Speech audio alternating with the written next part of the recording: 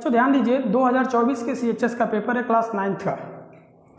Question number 11 से लेकर question number 13 तक मैथमेटिक्स का क्वेश्चन है 20 क्वेश्चन, और 20 क्वेश्चन को 20 मिनट में कैसे सॉल्व किया जाता है ये हम आपको बताते हैं। दोस्तों ध्यान दीजिएगा, क्वेश्चन नंबर पहला मैथमेटिक्स का यानी 11 नंबर क्वेश्चन है। क्वेश्चन ये कह रहा है by what number should -33/16 be divided to get -11/4। मतलब ये कि -11/4 को प्राप्त करने के लिए -33/16 को किस संख्या से विभाजित किया जाए।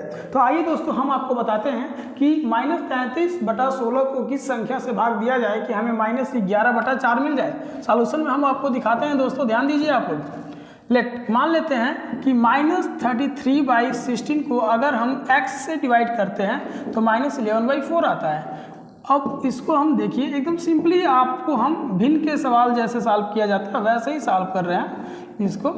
अब यहाँ देखिए, इसका क्रॉस मल्टीप्लाई इधर हो जाएगा और ये इधर चला जाएगा, तो ये आपका होगा और x =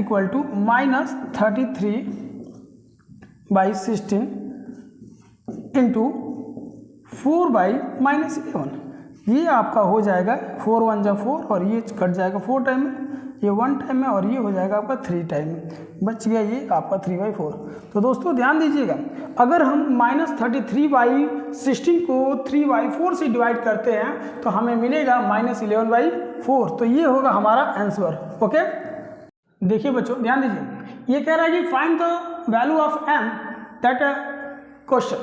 दिए गए प्रश्न में आप m की वैल्यू फाइंड कीजिए। तो देखिए बहुत आसानी से हम m की वैल्यू फाइंड कर सकते हैं। ये 8 को लिख सकते हैं 2 और इसको लिख सकते हैं हम 9 और ओवरऑल इसको कर सकते हैं क्यूब, क्योंकि 2 का क्यूब 8 होता है और 9 का क्यूब 729 होता है। और इस 4 को हम लिख सकते हैं 2/9, सिंप्लीफाई कर सकते हैं, 2 से इसे भी काट देंगे, 2 से इसे भी काट देंगे, ये -6 है और ये होगा आपका 2/9 और इस पे पावर आपका 2m-1। अब देखिएगा ये दोनों बेस सेम है तो पावर को ऐड कर दिया जाता है। ऑलरेडी आप इंडेक्स फार्मूला में स्टडी किए होंगे, तो ये 3 - 6 हो जाएगा और ये है आपका 2/9 जिस पे पावर है 2m-1। इसको 2/9 तो लिखेंगे, ये होगा -3 और ये 2/9 और इस पे है पावर 2m-1। ध्यान दीजिए, पावर का कंपेयर कर देंगे क्योंकि बेस इक्वल है, तो ये होगा -3 = 2m-1।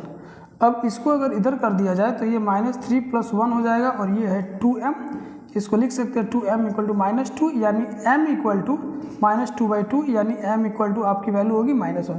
दोस्तों ध्यान दीजिए कि अब हमारे इस क्वेश्चन में m की जो वैल्यू है वो होगा -1। बहुत ही ईजी है। ओके, क्वेश्चन है पेपर का, ये 13 नंबर क्वेश्चन है और मैथ का तीसरा क्वेश्चन है।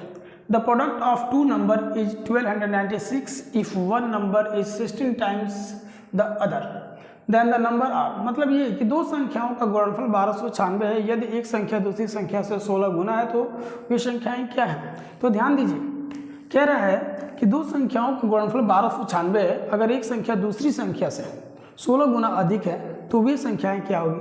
हम सॉल्यूशन में आपको बता रहे हैं बच्चों, ध्यान दीजिएगा कि लेट माना अगर पहली संख्या x व दूसरी संख्या y हो, यानी x = 16y। इक्वेशन फर्स्ट कह रहा है कि दोनों संख्याओं का गुणनफल प्रोडक्ट ऑफ 2 नंबर इज 1296 यानी x + y = 1296। अब इक्वेशन फर्स्ट से अगर x की वैल्यू 16y अगर यहाँ रख लेते हैं तो ये होगा 16y × y = 1296। अब 16 से अगर 1296 को डिवाइड करते हैं तो ये 81 टाइम्स में डिवाइड हो जाएगा। अब ये 81 टाइम में डिवाइड होता है। अब उसके बाद इसको हम लिख सकते हैं 9 का स्क्वायर यानी y² = 9 का स्क्वायर यानी y की वैल्यू हो जाएगी आपका यहाँ 9। ध्यान दीजिए, अगर y की वैल्यू 9 हो गई तब इस इक्वेशन फर्स्ट से x की वैल्यू हो जाएगी आपका 16 × 9 यानी x = 144। ओके, तो वे दो संख्याएं होंगी यानी 9 और 144, ये आपका आंसर हो गया। ओके, ध्यान दीजिए, तो दो संख्याओं का गुणनफल 1296 था, तो उनमें से एक संख्या दूसरी संख्या से 16 गुना अधिक है, तो वो दो संख्याएं 9 और 144 होगी, क्योंकि 9 और 144 का गुणनफल 1296 होगा और 144 9 से 16 गुना अधिक है। तो ऑप्शन में जो भी ऑप्शन आपको दिया होगा उसमें का जो 9 और 144 दिया होगा, ये आपका सॉल्यूशन होगा, आंसर होगा। ओके, इस पेपर का मैथ का चौथा क्वेश्चन ओवरऑल 14 नंबर क्वेश्चन है। कह रहा है कि if x plus 1/x equal to 12 then the value of x minus 1/x। कह रहा है कि अगर x प्लस 1/x की वैल्यू 12 है तो x माइनस 1/x की वैल्यू बताइए। तो देखिए बहुत ही ईजी है, सॉल्यूशन हम आपको देंगे। एक छोटा सा फार्मूला बता रहे हैं, a प्लस बी का होल स्क्वायर इक्वल टू लिख सकते हैं a माइनस बी का whole square minus plus 4ab, ये फार्मूला होता है, ध्यान दीजिए। अब इसी फार्मूले पे अगर हम a के जगह पर x को और b के जगह पर 1/x को लिखते हैं तो ये हो जाएगा कुछ इस प्रकार, और x माइनस 1/x का होल स्क्वायर और ये होगा 4x into 1/x। x plus 1/x की वैल्यू जो यहाँ 12 दिया है, यहाँ 12 हम लिखेंगे, और ये है x माइनस 1/x जिसको ऐसे ही कॉपी कर लेंगे, और ये होगा, इससे ये कट जाएगा 4। ये आपको 144 हो जाएगा, इस 4 को इधर कर देंगे, -4 हो जाएगा। यहाँ आपका x माइनस 1/x का होल स्क्वायर होगा। अब हम लिख सकते हैं x माइनस 1/x का होल स्क्वायर, और इसमें से इसको माइनस करेंगे 140 होगा, ये स्क्वायर को हटाएंगे तो ये रूट में चला जाएगा, 1/x हो जाएगा। ओके, जिसको हम लिख सकते हैं प्लस माइनस अंडर रूट में 140। अब ध्यान दीजिए बच्चों, अब दिए गए प्रश्न में जो पूछ रहा है कि x माइनस 1/x की वैल्यू क्या होगी, तो इसमें x माइनस 1/x की वैल्यू होगी प्लस माइनस अंडर रूट में 140। ओके, ध्यान दीजिए बच्चों, ये है मैथ का 5वां क्वेश्चन, CHS क्लास 9 2024। मैथ का 5वां क्वेश्चन और पेपर का 15 नंबर क्वेश्चन। कह रहा है if 4x square plus y square equal to 14 and x y equal to 6 then the value of 2x plus y. कह रहा है कि 2x प्लस वाई की वैल्यू बताइए। आइए यहाँ से कुछ वैल्यू दे दिया है, जो ये वैल्यू दिया है इसे लेके चलते हैं। अगर हम यहाँ ये लिखते हैं 2x प्लस वाई का होल स्क्वायर, सॉल्यूशन के लिए ध्यान दीजिएगा, होल स्क्वायर, तो a प्लस बी के होल स्क्वायर के फार्मूले से हो जाएगा a square plus b square plus 2ab, जिसको हम थोड़ा आगे बढ़ाएंगे तो ये होगा 2x प्लस वाई का होल स्क्वायर, और ये हो जाएगा 4x स्क्वायर, और ये वाई स्क्वायर, और ये 2 2 जा 4 हो जाएगा xy। बच्चों ध्यान दीजिए, प्रश्न बहुत ही इजी है, थोड़ा सा अपने दिमाग को कंसंट्रेट करना होगा। अब यहाँ दिया है 4x स्क्वायर प्लस वाई की वैल्यू, और ये 4 है, और xy की वैल्यू यहाँ 6 दे दिया है। ओके, देखिए कितनी, प्रश्न देखा जाए तो बहुत इजी है, बस आप लोगों को इसे सीखना है। 4 6 जा, ये हो जाएगा आपका 24। अब इसको हम लिख सकते हैं 2x प्लस वाई, और ये ऐड होगा तो ये हो जाएगा 64, जिसको हम लिख सकते हैं 2x प्लस वाई का होल स्क्वायर यानी 8 का स्क्वायर। अगर ये स्क्वायर हटाते हैं तो ये अंडर रूट में हो जाएगा, ये 2x प्लस वाई और अंडर रूट में चला जाएगा आपका 8 स्क्वायर, यानी 2x प्लस वाई का जो वैल्यू होगा प्लस माइनस में 8 होगा। ओके, ये आपका हुआ आंसर। ओके, अच्छा ध्यान दीजिए, ये है CHS का क्वेश्चन नंबर 6 मैथ के लिए, लेकिन ओवरऑल ये है 16 नंबर क्वेश्चन। ओके, कह रहा है कि 2 number are such that the ratio between them is 3:5। कह रहा है दो संख्याओं का अनुपात 3:5 है। If etch is increase by 10, यदि प्रत्येक को 10 बढ़ा दिया जाए, the ratio between the new number so formed is 5:7। तो जो नई संख्याएं बनती हैं उनका अनुपात हो जाता है 5:7 देन द ओरिजिनल नंबर। तो ध्यान दीजिए बच्चों, कह रहा है कि दो संख्याओं का अनुपात 3:5 है। दो संख्याओं का अनुपात 3:5 है, यहाँ दे दिया है, दो संख्याओं का अनुपात यहाँ दे दिया है 3:5। कह रहा है कि अगर दोनों संख्याओं में यदि प्रत्येक संख्या में 10 बढ़ा दिया जाए तो जो नई संख्या बन रही है उसका अनुपात हो जाता है यहाँ पे 5:7। तो बताइए कि वे संख्याएं क्या होंगी। तो सॉल्यूशन देखिए बहुत ही इजी है बच्चों, सॉल्यूशन देख लीजिए। लेट माना 2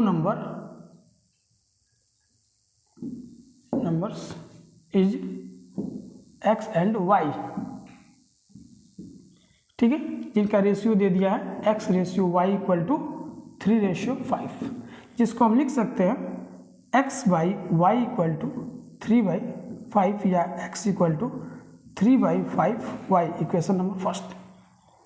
अब ध्यान दीजिए, फिर कह रहा है अगर दोनों संख्याओं में 10-10 जोड़ दिया जाए, ऐड कर दिया जाए, तो यहाँ से देखिएगा इसको x प्लस 10 और ये होगा y प्लस 10, तो न्यू संख्या जो बनती है उसका जो अनुपात है वो हो जाता है 5:7। ओके, इसका अगर क्रॉस मल्टीप्लाई कर दिया जाए इसका इसमें, तो ये होगा 7x प्लस 70 और ये इसका मल्टीप्लाई किया जाए तो ये 5y प्लस 50 हो जाएगा। अब यहाँ से अगर इक्वेशन नंबर फर्स्ट से x की वैल्यू को यहाँ पे पुट कर दिया जाए तो ये होगा 7 और 3/5x प्लस 70 और ये है 5y प्लस 50। तो यहाँ देख लीजिए ये हो जाएगा 7 3 21/5x, इसको इधर कर देते हैं और इसको इधर कर देते हैं, ये 5y इक्वल टू -70 प्लस 50 होगा। अब इसका इसमें मल्टीप्लाई करेंगे तो 21x, ये 5×5 = 25। ध्यान दीजिए छोटा सा एक मिस्टेक हो गया, x की जो वैल्यू रखेंगे y के फॉर्म में होगा, तो ये होगा आपका y। ओके, और ये हो गया y बाई 5 और ये इसमें से माइनस कर देंगे तो ये हो जाएगा आपका -20। अब 25 में से 21 को माइनस करेंगे तो ये हो जाएगा -4/5 और ये है y -20। ध्यान दीजिए इसका क्रॉस मल्टीप्लाई करेंगे, माइनस से माइनस कट जाएगा, क्रॉस मल्टीप्लाई होगा 4y इक्वल टू 20 × 5, यानी 4 से ये कट जाएगा 5 बार में, तो ये हो जाएगा 25। दोस्तों ध्यान दीजिए y का वैल्यू 25 होगा। अब इक्वेशन फर्स्ट में y की वैल्यू अगर रख देते हैं तो यहाँ होगा x इक्वल टू 3/5 × 25, जिससे एक कट जाएगा, x इक्वल टू हो जाएगा 5 3 15। ओके, अब यहाँ ये हो गया। तो यहाँ पे क्वेश्चन पे ध्यान दीजिएगा, कह रहा है कि दो संख्याओं का अनुपात 3:5 है, तो वो दो संख्या कौन कौन सी होंगी, यहाँ देख लीजिए, वो दो संख्या होगी 15 और 25, दो संख्याएं होंगी 15 और 25। ये आपका आंसर होगा जो ऑप्शन में दिया होगा। दोस्तों एक बार और आपसे बता दें, कह रहा है कि दो संख्याओं का अनुपात 3:5 है और अगर प्रत्येक संख्या में 10 जोड़ दिया जाए तो उनका अनुपात 5:7 हो जाता है, तो वो बताइए वो कौन सी संख्या होगी। तो हम आपको यहाँ पे दिखा दिए हैं सामने कि वो दो संख्याएं 15 और 25 होगा, जिसका नॉर्मल अनुपात निकलेगा 3:5 और अगर प्रत्येक में 10 जोड़ दिया जाए तो उनका अनुपात निकल जाएगा आपका 5:7। ओके, तो आप लोग इस आंसर को ध्यान से देखें और समझने की कोशिश करें। अगर समझ में ना आए तो कमेंट करके आप पूछ सकते हैं कि जो भी डाउट होता है, जहां भी डाउट होता है हम आपको बताएंगे। ओके, एग्जाम पेपर का 70 नंबर क्वेश्चन है CHS का, जो पेपर 29 अप्रैल को हुआ था, और 70 नंबर जो क्वेश्चन है, जो मैथ का 7वां क्वेश्चन है, कह रहा है if 52 man can do a piece of work in 35 day. कह रहा है किसी काम को 52 लोग मिलके 35 दिन में करते हैं, किसी काम को 52 लोग मिलके 35 दिन में करते हैं। In how many day 28 man will do it. कह रहा है कि बताइए कि उसी काम को 28 लोग कितने दिन में कंप्लीट करेंगे। ऐसे क्वेश्चन देता है आपके एग्जाम में कि किसी काम को इतने आदमी इतने दिन में करते हैं, तो इतने आदमी फिर उस काम को कितने दिन में करते हैं। तो ये बहुत ही सिंपल क्वेश्चन है, बहुत ही सिंपल क्वेश्चन है। थोड़ा सा माइंड को कंसंट्रेट करिए और टॉपिक पे ध्यान दीजिए। टोटल वर्क क्या होगा इस पे ध्यान दीजिए। हम आपको सॉल्यूशन में देखिए कितना इजीली आपको बताएंगे बच्चों। कह रहा है कि 52 आदमी किसी काम को 35 डे में करते हैं, तो 28 आदमी उसी काम को कितने दिन में करेंगे। तो टोटल वर्क पहले निकाल लीजिए। टोटल वर्क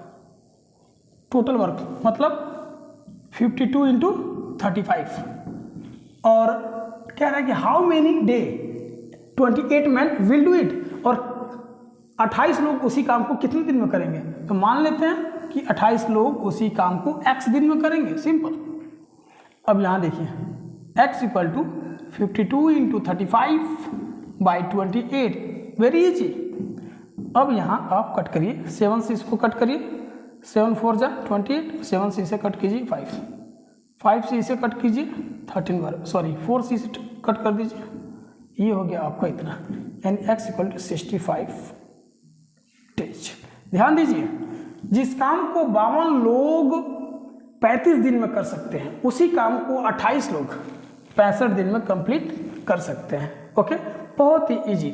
हमने क्या किया, 52 और 35 का गुणा करके 28 से भाग दे दिया, पता चल गया कि 28 लोग उस काम को कितने दिन में करेंगे, तो 28 लोग उस काम को 65 दिन में कंप्लीट कर देंगे। ओके, ध्यान दीजिए बच्चों, मैथ का ये 8वां क्वेश्चन और पेपर का ये 18 नंबर क्वेश्चन है। बहुत ही इजी है, बहुत ही इजी। कह रहा है 15 boy earn 900 rupees in 6 day. कह रहा है कि 15 बच्चे 900 रुपये 6 दिन में कमाते हैं। How much will 20 boy earn in 7 day. कह रहा है कि बताइए कि 20 बच्चे 7 दिन में कितना कमा सकते हैं, कितना अर्न कर सकते हैं। यहाँ कह रहा है कि 15 बच्चे 900 रुपये 6 दिन में इनकम करते हैं, तो बताइए कि 20 बच्चे 7 दिन में कितना इनकम करेंगे। बहुत ही इजी है बच्चों, ध्यान दीजिएगा। ऐसे क्वेश्चन को करते समय कंफ्यूज होने की ज़रूरत नहीं है। ध्यान दीजिए कि कितने बच्चे कितना रुपये कितने दिन में कमाते हैं, तो एक दिन की कमाई आप निकालिए और उसके बाद आपको बताना ये है कि कितने बच्चे कितने दिन में कितना पैसा कमाएंगे, तो एक दिन की कमाई निकालिए आप। तो आपको बताना है कि 20 बच्चे 7 दिन में कितना कमाएंगे, तो टोटल अर्न होगा इन लोगों का, यानी 20 बॉय 7 डे में कितना अर्न करेंगे। ध्यान दीजिए, बहुत ही इजी है। आप डायरेक्टली लिखिए 900 और 900 रुपये कमाने के लिए 15 बच्चे 6 दिन मेहनत करते हैं, यानी 15 बच्चे 6 दिन मेहनत करते हैं तो 900 रुपये कमाते हैं। तो 15 गुणे 6 यानी 900 में 15 गुणे 6 से भाग दे दीजिए और 20 गुणे 7 कर दीजिए, क्योंकि बताना है कि 20 बच्चे 7 दिन में कितना कमाएंगे। तो यहाँ सिंपल है। अब इससे ये आपका बहुत इजी हो जाएगा क्वेश्चन, थोड़ा ध्यान दीजिएगा। 20 गुणे 7 बटा 15 छक्के 90, इससे ये कट जाएगा 10 बार में, और ये 10 गुणे 20 गुणे 7 यानी ये हो जाएगा आपका 1400 रुपये। ओके बच्चों, ध्यान दीजिए कि जब 15 बच्चे 900 रुपये को 6 दिन में कमाते हैं तो 20 बच्चे 7 दिन में 1400 रुपये कमाएंगे। बहुत ही इजी था। हमने 900 में 15 गुणे 6 से भाग दिया और 20 गुणे 7 से गुणा कर दिया और हमारा आंसर आ गया कि 1400 रुपये होगा, 20 बच्चे 7 दिन में कमाएंगे। ओके, क्वेश्चन नंबर 90 मैथ का क्वेश्चन नंबर 9 है। ध्यान दीजिए, ओवरऑल 90 नंबर है। कह रहा है कि a water tank can be filled by a tap in 4 hour and a empty by an outlet pipe in 5 hour. कह रहा है किसी पानी के टंकी को किसी नल के द्वारा 4 घंटे में भरा जाता है, लेकिन कि उस पानी को जो उस टंकी में पूरा भरा गया है एक दूसरे नल से एक दूसरे टूटी से उसे बाहर निकाला जाता है तो 5 घंटा लगता है। यानी एक टंकी को भरने में 4 घंटा लगता है और उसके पानी को टूटी द्वारा बाहर निकालने में 5 घंटा लगता है। नीचे कह रहा है फिर how long will it take to fill the outer tank if both water tank if both the tap and the pipe are open together. कह रहा है कि बताइए कि उस टंकी को भरने में कितना समय लगेगा यदि दोनों नल को एक साथ स्टार्ट कर दिया जाए। मतलब ये एक तरफ से टंकी में पानी भर रहा है और दूसरी तरफ से टंकी से पानी बाहर निकल रहा है, तो इस कंडीशन में वह टंकी कितने देर में भर जाएगी, क्योंकि जो भरने का टाइमिंग है वो निकलने से 1 घंटा कम है। तो ध्यान दीजिएगा, ऐसे प्रश्नों को बहुत ही आसानी से सॉल्व कर लेंगे, ज़्यादा सोचने वाली बात नहीं है। अगर उस टंकी को भरने में 4 घंटा लगता है और खाली होने में आपका 5 घंटा लगता है तो बहुत ही सिंपल कंडीशन है। इसे 1/4 माइनस 1/5 करिए, इन दोनों का रेशियो लीजिए, ये 20 होगा, क्रॉस मल्टीप्लाई कर देंगे तो क्रॉस मल्टीप्लाई करेंगे तो ये होगा 5 - 4। अब ये हो जाएगा 1/20। अब 1/20 मतलब यह इस पूरी ये दोनों कार्य अगर एक साथ होता है, यानी 4 घंटा पानी को भरने में लगता है और 5 घंटा पानी को निकलने में लगता है, दोनों पाइप को एक साथ स्टार्ट कर दिया जाए तो इस कंडीशन में उस पूरी टंकी को फुल फिल होने में पूरे टंकी को 20 आवर टाइम्स लगेगा। तो बच्चों ध्यान दीजिए, ये क्वेश्चन तो देखने में बहुत बड़ा दिख रहा है, बहुत हार्ड दिख रहा है, लेकिन अगर दिमाग से देखा जाए तो क्वेश्चन बड़ा तो है लेकिन इसे सॉल्व करने का तरीका बहुत ही ईजी है। यानी 4 घंटा भरने में लगता है, 5 घंटा खाली होने में लगता है, दोनों पाइप को एक साथ खोल दिया जाए तो ओवरऑल उस टंकी को भरने में 20 घंटे का समय लगेगा। बहुत ही ईजी है। ओके बच्चों ध्यान दीजिए, question number 20 overall and math का ये 10वां क्वेश्चन है, बहुत ही इजी है, बहुत ही सिंपल है। थोड़ा सा सोचिए, कह रहा है what will be the percent of pure gold, what will be the percent of pure gold in a 20 carat gold. कह रहा है कि 20 कैरेट के सोना में कुल कितना सोना की मात्रा होगी, कुल कितने परसेंट सोना होगा। अगर 20 कैरेट का कोई सोना है तो उसमें कुल कितना परसेंट सोना होगा। If 24 carat gold is a 100% gold, कह रहा है यदि 24 कैरेट का गोल्ड 100% गोल्ड हो तो, कह रहा है कि कोई सोना है अगर वो 24 कैरेट का गोल्ड है तो उसमें 100% गोल्ड है, तो बताइए कि 20 कैरेट के गोल्ड में कितना परसेंट गोल्ड होगा। बहुत ही इजी है बच्चों, ध्यान दीजिए, हमको बस ये बताना है कि 20 कैरेट के गोल्ड में कितना परसेंट गोल्ड होगा, जबकि 24 कैरेट के गोल्ड 100% है। इजली इसको सॉल्व कीजिए, 20/24 इंटू 100 कर दीजिए, बिना सोचे समझे सवाल का जवाब। अगर इसे 4 से काटेंगे 6 बार में, अगर इसे 4 से काटेंगे तो ये 25 बार में कटेगा। ये होगा आपका 20 और ये होगा आपका 25 और बटे में होगा आपका 6। इसे काट दीजिए 2 से और इसे भी काट दीजिए 2 से। ये आपका होगा 250/3, इसका इसमें गुणा करके। अब इसको लिख सकते हैं आप 3 8 जा 24, 1 हो गया, ये 10 हो जाएगा, 3 3 जा 9 इक्वल टू 3 3 जा 9 और ये 1 बचा और ये 3 हो गया। ध्यान दीजिएगा, मतलब ये कि अगर 20 कैरेट का गोल्ड है जबकि 24 कैरेट का गोल्ड 100% गोल्ड है, तो 20 कैरेट के गोल्ड में 83 होल 1/3% गोल्ड होगा। ओके, तो आप ये लिख सकते हैं कि अगर कोई सोना 20 कैरेट का सोना है तो उसमें सोने की शुद्ध मात्रा 83.1/3% होगा। ओके, ध्यान दीजिए बच्चों, क्वेश्चन नंबर है आपका 21, यानी मैथ का क्वेश्चन नंबर है 11। कह रहा है if m is 5% of n, कह रहा है कि m कोई संख्या हो जो n का 5% है and n is 24% of p और n p का 24% है। कह रहा है कि यदि if m equal to 480 480 then the value of p, कह रहा है कि अगर m n का 5% हो और n p का 24% हो, जबकि m का मान 480 है, तो बताइए कि p की वैल्यू क्या होगी। बहुत ही इजी है, p की वैल्यू बताने के लिए सॉल्यूशन देखिएगा, घबराने की कोई ज़रूरत नहीं है, बस अपने आप को कंसंट्रेट करिए। कह रहा है कि m जो है n का 5% है, मतलब m equal to n into 5/100, इससे काट देंगे, ये 20 बार में कट जाएगा, यानी n इक्वल टू 20m। ध्यान देते जाइएगा, बहुत इजी है। फिर कह रहा है n जो है p का 24% है, मतलब n equal to 24 into p/100, मतलब इसे अगर आप 4 से काटेंगे तो 6 बार में कटेगा और ये कट जाएगा आपका 4 से 25 बार में। इसको लिख सकते हैं p equal to 25/6n। Okay, अब यहाँ देखिए, इजली आप यहाँ आपको दे दिया है कि m इक्वल टू होता है 480। अगर ये 480 जो वैल्यू है यहाँ रख देंगे तो n की वैल्यू निकल जाएगा 480। अब जो ये n की वैल्यू है, हमको तो p की वैल्यू बतानी है, वो इसमें रख देंगे तो ओवरऑल हो जाएगा ये 25/6 गुणे 20 गुणे 480। इससे अगर ये काटेंगे तो ये कट जाएगा, आपका 6 से ये कटेगा तो ये में भी हो जाएगा, 3 से काट देंगे इसको 2 बार में, 3 से काट देंगे इसको 16 बार में, फिर 2 से काट देंगे हम इसको, थोड़ा और सिंपल हो जाएगा। ये हुआ आपका 25 इंटू 10 इंटू 160। अब यहाँ पे हम इसका और इसका मल्टीप्लाई कर देते हैं, ये हुआ 25 इंटू 1600 और 25 और 16 का गुणा कर दीजिए। ध्यान दीजिए, अगर 25 छक्के 150 होता है और ये 25 सेकंड 25 और 15, ये आपका होगा 40। ध्यान दीजिएगा, अगर m n का 5% हो और n p का 24% हो, जबकि m का मान 480 है, तो p की वैल्यू क्या होगी। तो हमने निकाल लिया m n का 5%, यानी n जो है वो m से 20 गुना अधिक है, और यहाँ कह रहा है n p का 24% है, तो मतलब p इक्वल टू 25/6n, जबकि m का वैल्यू 480 दिया है। m का वैल्यू जो ये 480 है वो हमने यहाँ m की जगह रखा, और m के जगह ये m का वैल्यू रखने के बाद n की वैल्यू जो आई है उसको हम यहाँ पे n की जगह रखे हैं।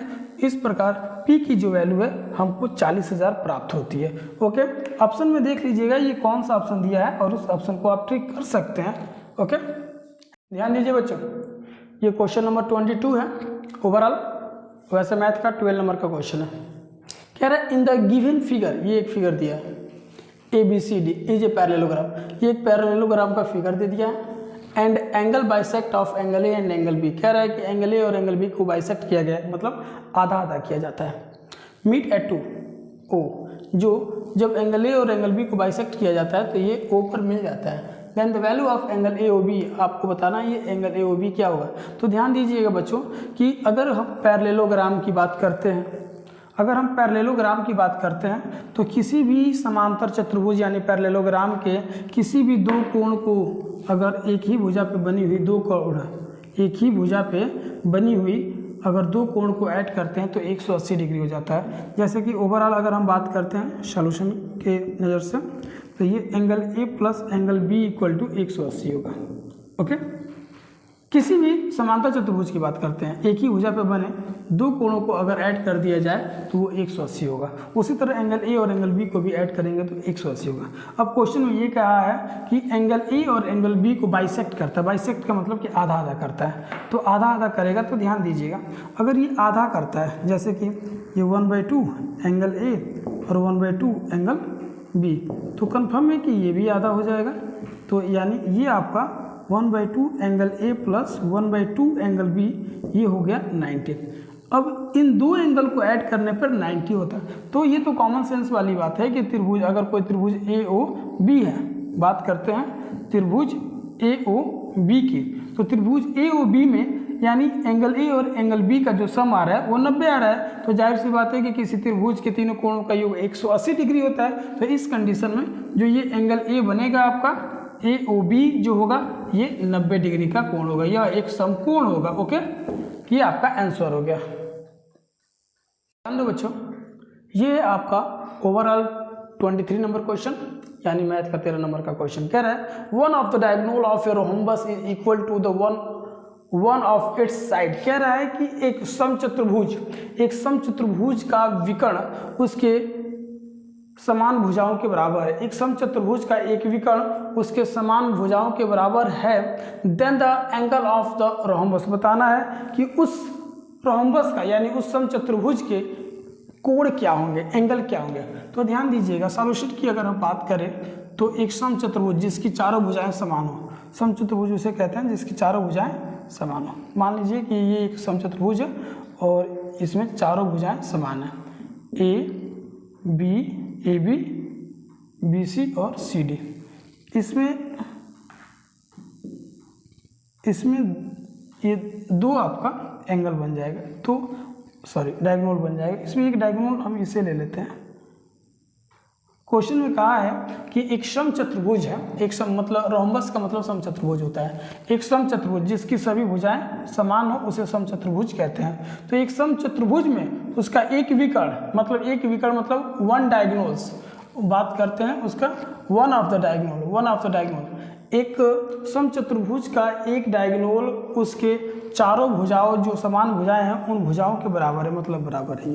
ये डायगोनल AC है और ये इसकी भुजाओं के बराबर है। तो ध्यान दीजिए कि अगर इसमें हम ABC ले लें या ADC ले लें तो तीन भुजाओं को मिला के तो एक त्रिभुज ही बन सकता है। और अगर किसी त्रिभुज की तीनों भुजाएं समान हो तो याद रहे आपको, अगर किसी त्रिभुज की तीनों भुजाएं समान हो तो वह समबाहु त्रिभुज होगा, उसका प्रत्येक कोण क्या होगा, 60 डिग्री का होगा। तो ध्यान दीजिए ये तो समचतुर्भुज का डायगोनल है जो उसके कोण को विभाजित करता है बराबर बराबर भागों में। तो इधर ये हो जाएगा 60 और इधर ये हो जाएगा 60। आमने सामने का कोण भी इसमें बराबर होता है। इस हिसाब से इस चतुर्भुज की जो भुजाएं होंगी, जो कोण होगा वो होगा आपका 120 60 120, आपका होगा 120 60 120 और 60। यानी समचतुर्भुज जिसका एक विकर्ण उसकी भुजाओं के बराबर है, उसके सभी कोण जो होंगे वो इस प्रकार के होंगे, 120 डिग्री 60 डिग्री 120 डिग्री और 60 डिग्री। बहुत ही इजीली इसे आप सॉल्व कर सकते हैं, समझ सकते हैं। अगर आप डेफिनेशन याद है, सारा आप ट्रायंगल और क्वाड्रिलेटरल के बारे में स्टडी किए हैं तभी कर सकते हैं। अगर आप सिंपली अगर इसके बारे में नहीं पढ़े हैं तब तो आप इसे नहीं समझ पाएंगे।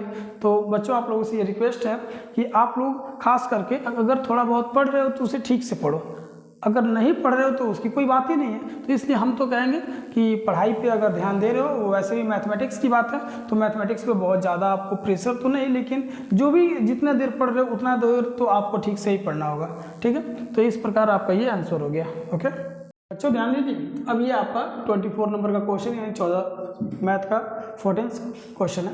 कह रहे हैं 3 cube of side 3 centimetre 4 centimetre and 5 centimetre are melted and the new cube is a format. कह रहा है 3 क्यूब है जिनका साइड 3 सेंटीमीटर 4 सेंटीमीटर और 5 सेंटीमीटर है। इन क्यूबों को गला के, इन तीनों को मिला के गला के एक चौथा क्यूब बनाया जाता है। बताना ये है कि उसका साइड क्या होगा जब इन तीनों को गला के बनाया जाता है। तो ध्यान दीजिए, अगर हम सॉल्यूशन की बात करें तो अगर एक क्यूब का साइड A1 है 3 सेंटीमीटर, दूसरा आपका A2 हुआ 4 सेंटीमीटर एंड तीसरा आपका 5 सेंटीमीटर। तो सबसे पहले तो इनका वॉल्यूम फाइंड करेंगे, जो होगा A क्यूब वॉल्यूम होगा इसका। ध्यान दीजिए, तो ये होगा 3 का क्यूब 4 का क्यूब एंड 5 का क्यूब। ये 27 हो जाएगा, ये 64 हो जाएगा, ये 125 हो जाएगा।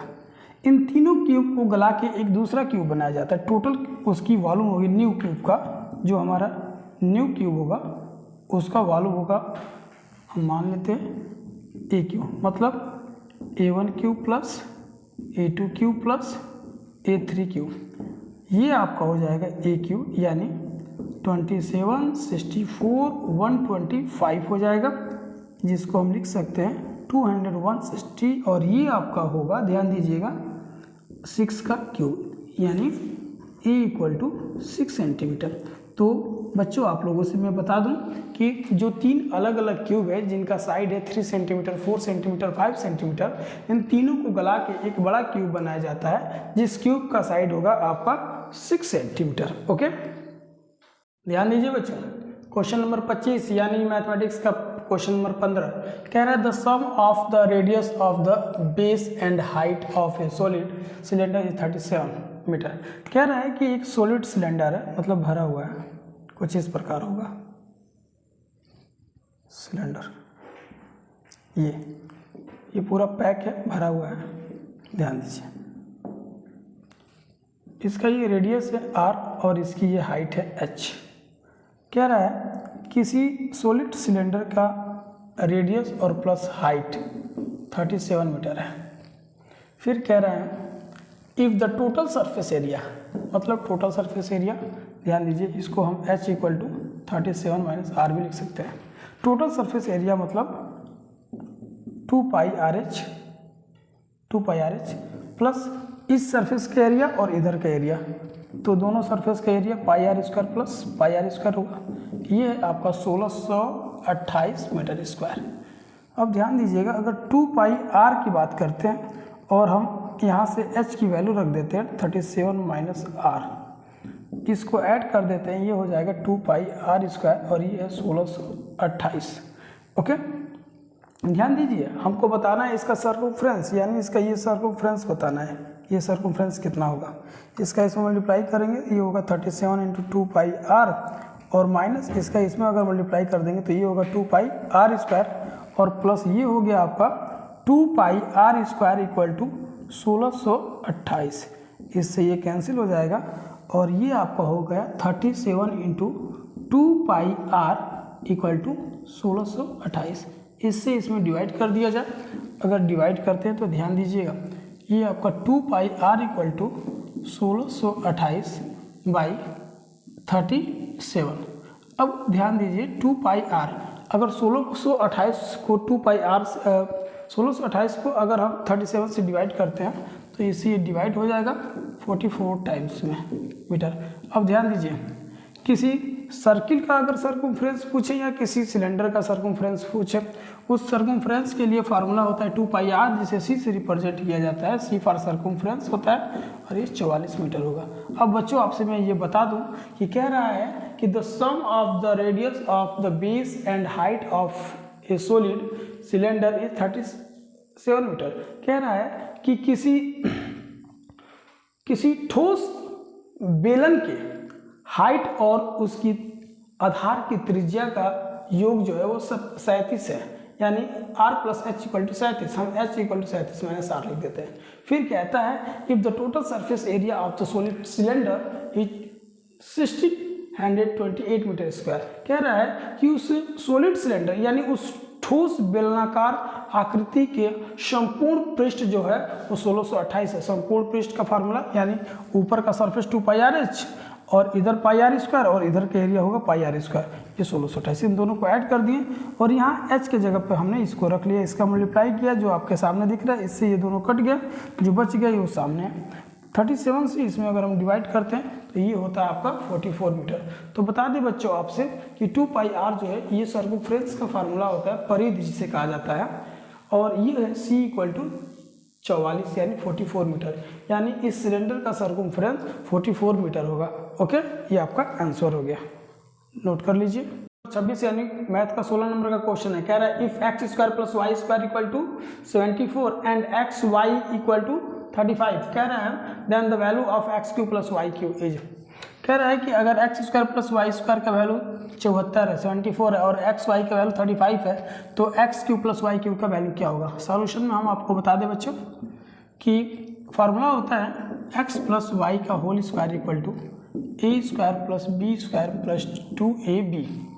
तो यहाँ लिखेंगे हम एक्स प्लस वाई का होल स्क्वायर, इसका वैल्यू दे दिया है 74 और एक्स वाई का वैल्यू है 35, ये आपका होगा एक्स प्लस वाई का whole square equal to 74 plus 70, और इसको अगर एक्स प्लस वाई का होल स्क्वायर ऐड कर दे तो 144 हो जाएगा, और 144 को हम 12 का स्क्वायर लिख सकते हैं, मतलब एक्स प्लस वाई का वैल्यू हो जाएगा 12।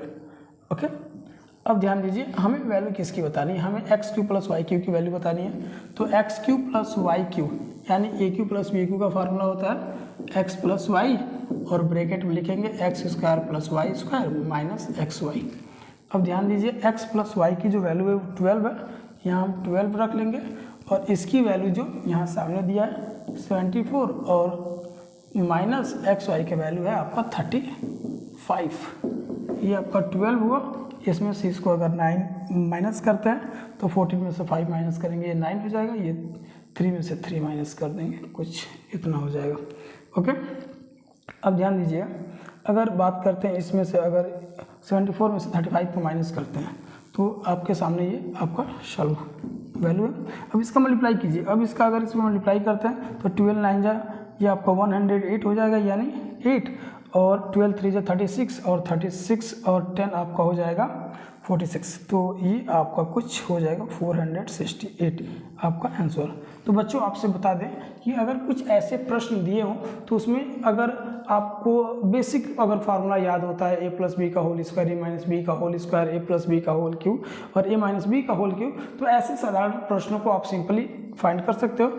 जब हमने x cube plus y cube की बात किया तो हमारे दिमाग में आइडिया आया कि इसमें तो एक्स प्लस वाई आएगा, इसका वैल्यू क्या होगा। तो सबसे पहले हमने एक्स प्लस वाई के लिए ए प्लस बी का फार्मूला ए प्लस बी का होल स्क्वायर का फार्मूला लगाया और एक्स प्लस वाई का वैल्यू लाया, और जब एक्स प्लस वाई का वैल्यू ला दिया तो इस फार्मूले में इसका फार्मूला हमें मालूम था तो इसके जगह हमें 12 रखना पड़ा। तो अगर हम फार्मूला छोटे छोटे प्रश्नों को सॉल्व करने के लिए हमें सिंपली फार्मूला को याद करना जरूरी है, जिसका वैल्यू पुट करके हम आसानी से बड़े क्वेश्चन को सॉल्व कर सकते हैं। ओके, बच्चों ध्यान दीजिए, ये हमारा 27 नंबर क्वेश्चन है, यानी मैथ का 17 नंबर का क्वेश्चन कह रहा है how many side does a regular polygon have if the measure of N exterior angle is 24 degree. कह रहा है कि how many side does a regular polygon, उस पॉलीगॉन उस बहुभुज की कुल कितनी भुजाएं होंगी जिसके प्रत्येक y कोण 24 डिग्री का है। उस बहुभुज में कुल कितनी भुजाएं होंगी, उस बहुभुज में कुल कितनी भुजाएं होंगी जिसका प्रत्येक y कोण 24 डिग्री का है।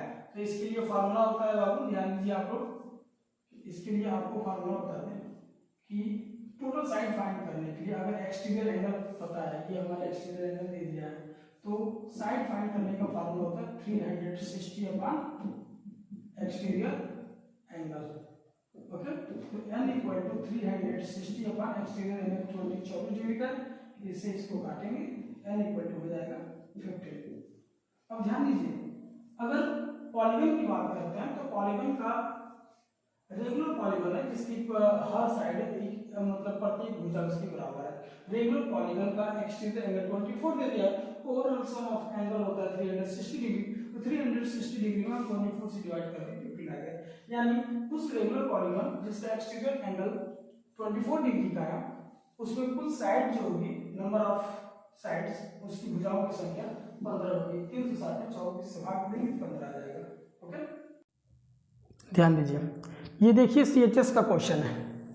देखने में तो ऐसा लगता है कि 6, 7, 8 का क्वेश्चन है और CHS जो काशी हिंदू विश्वविद्यालय के बच्चों के लिए CHS के लिए बनाया गया है। देखने में बहुत टफ ऐसा सुना जाता है कि बहुत टफ क्वेश्चन आएगा, लेकिन क्वेश्चन देखिए, क्वेश्चन का कंडीशन देखिए, इसका स्टैंडर्ड कंडीशन यही है, कितना इजी और कितना सिंपल। अगर ऐसे प्रश्नों को बच्चे अगर एग्जाम से छोड़ के चले आते हैं तो सोचिए वो बच्चे क्या कभी कोई कंपटीशन पास कर पाएंगे?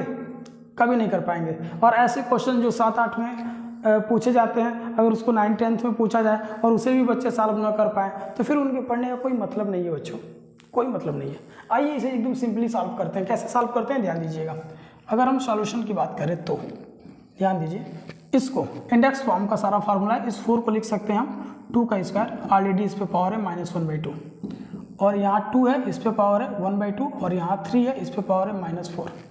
ध्यान दीजिए, इस 8 को लिख सकते हैं 2 का क्यूब और इस 8 को लिख सकते हैं 2 का क्यूब और इस पे -1/2। इस 6 को लिख सकते हैं 2 × 3 जिस पे पावर है -3। अब ध्यान दीजिए, इस 2 से ये 2 कट जाएगा आसानी से, फिर इसको नोट करते हैं। अब इस पे पावर होगा -1 और इस पे पावर होगा 1/2। अगर बेस सेम हो और पावर अलग अलग हो उनको ऐड कर दिया जाएगा, ये +1/2 हो जाएगा और इंटू 3 पर -4।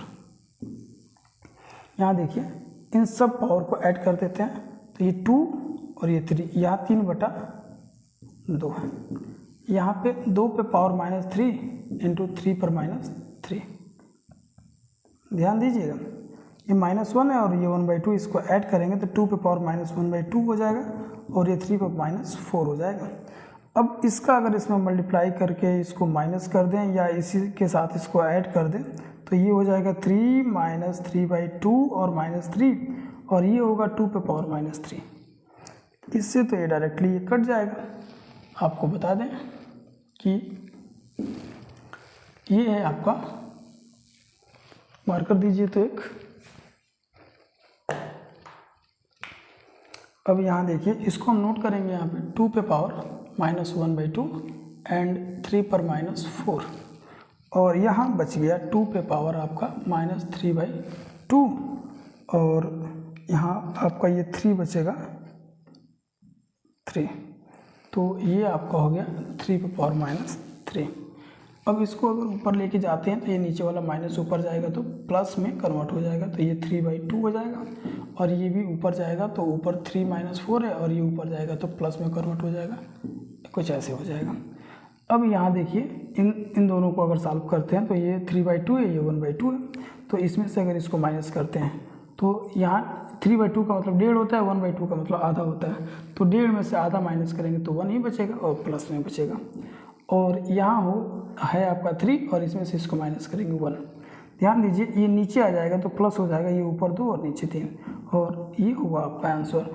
बच्चों आपसे बता दें कि जो ये इतना डिफ़िकल्ट क्वेश्चन आपको दिख रहा है ना, ये डिफ़िकल्ट नहीं है, ये कैलकुलेशन करने के लिए, दिमाग का एक्सरसाइज करने के लिए क्वेश्चन बनाया गया है और इसको बहुत बेसिकली बहुत ईजिली से अगर आप सॉल्व करते हो तो आपका ये आंसर आ जाएगा और आंसर हुआ आपका 2/3।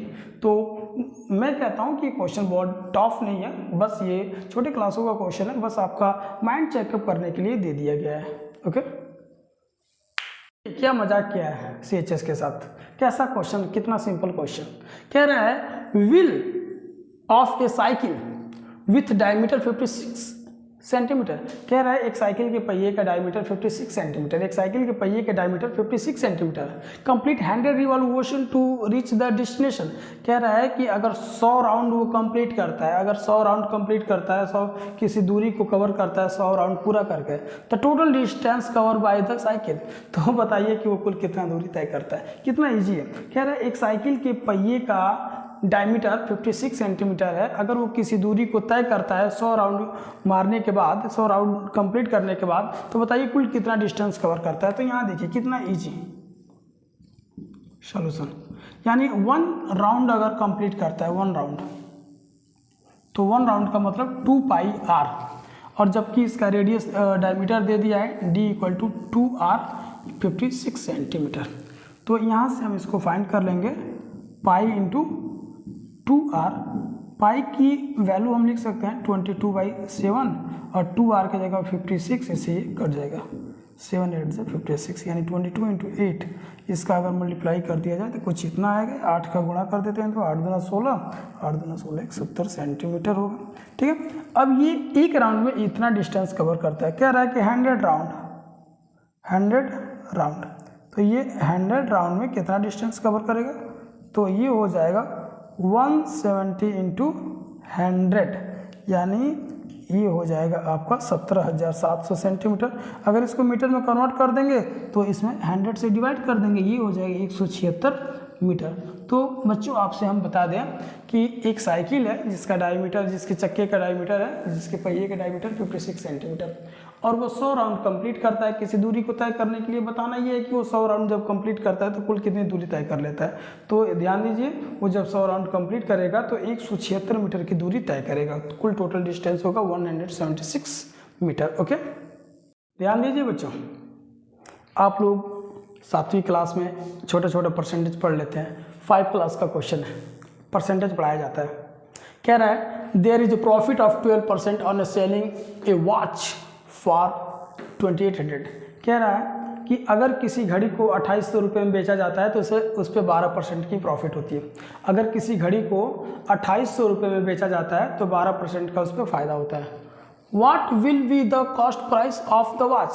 तो कह रहा है बताइए कि उस घड़ी का कॉस्ट प्राइस क्या होगा। कितना सिंपल, 5 क्लास का क्वेश्चन है, 9th में पूछा है, वो भी इंटरनेशनल लेवल पे। एक घड़ी को 2800 रुपये में बेचा जाता है तो 12% का फ़ायदा हो जाता है। बताइए कि उस घड़ी का कॉस्ट प्राइस क्या है। मान लेते हैं कि वॉच का कॉस्ट प्राइस है, तो वॉच का कॉस्ट प्राइस x लेट मान लीजिए।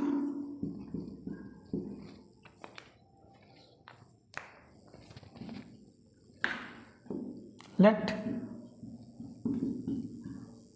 Cost price of watch